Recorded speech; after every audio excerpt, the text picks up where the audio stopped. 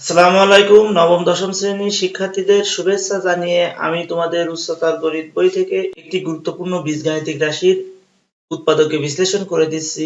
শিক্ষার্থীরা তোমরা মনোযোগ দিয়ে এটি দেখো। দেখো বোর্ডে তোমরা একটি চক্রক্রমিক রাশি দেখতে পারছো।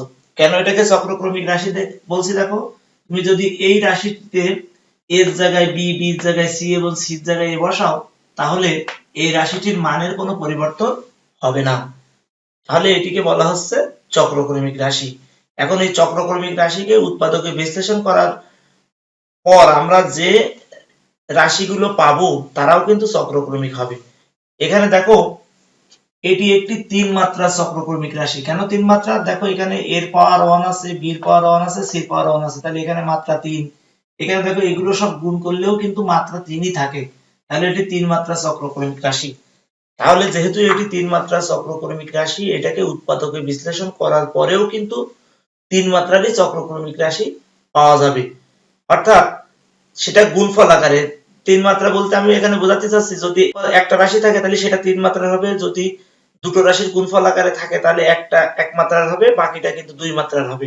তাহলে এখানে লক্ষ্য করো, এখানে এই অংশটা কিন্তু, যদি এই অংশটা না থাকতো তাহলে এটা কিন্তু 3 মাত্রার উৎপাদক বিশ্লেষণ ছিল, কিন্তু এটা থাকার ফলে এটা কিন্তু আর 3 মাত্রার থাকতে পারবে না।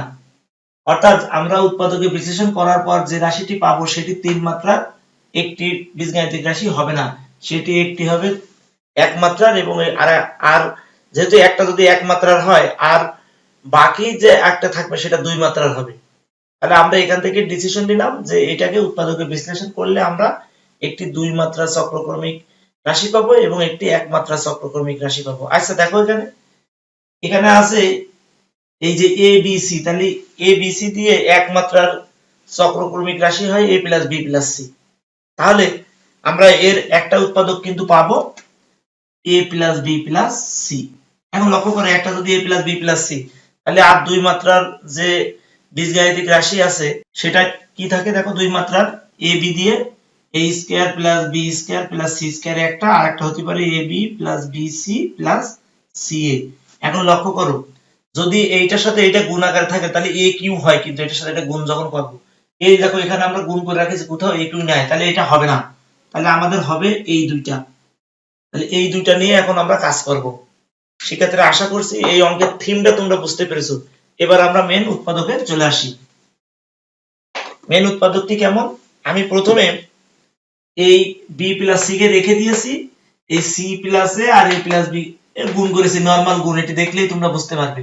আর এ বি সি থেকে গেল, তারপরে আবার এই বি দিয়ে আমি এই তিনটাকেই গুণ করেছি, এই সি দিয়ে আমি এই তিনটাকেই গুণ করেছি। তাহলে এই গুণ পর্যন্ত আসলে বোঝার তেমন কিছু নেই, এটা নরমালি গুণ, এটা তোমরা দেখলেই এখন বুঝে ফেলবে। এর পরের থিমটা দেখো, আমরা যেটি বলেছিলাম যে একটা হবে এই বীজগাণিতিক রাশির একটি উৎপাদক আছে a plus B plus C, তাহলে সেটাকে আমরা লিখে নিলাম।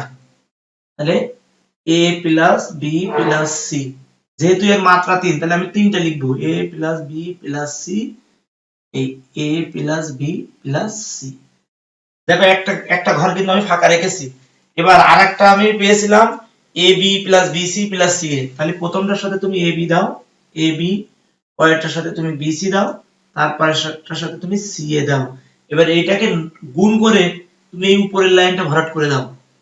তাহলে আমরা প্রথমে গুণ করি, এটা গুণ করলে পাই আমি a square b plus a b square plus a b c।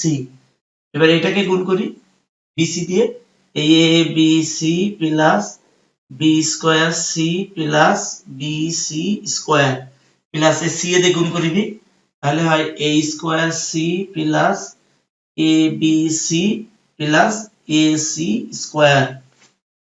প্রিয় শিক্ষার্থীরা, লক্ষ্য করো, এটাকে কিন্তু আমরা সাজালে এইটা পাবো, কিন্তু আমরা সাজাতে যে সময়টা নষ্ট হবে সেই সময়টা আমরা নষ্ট করলাম না।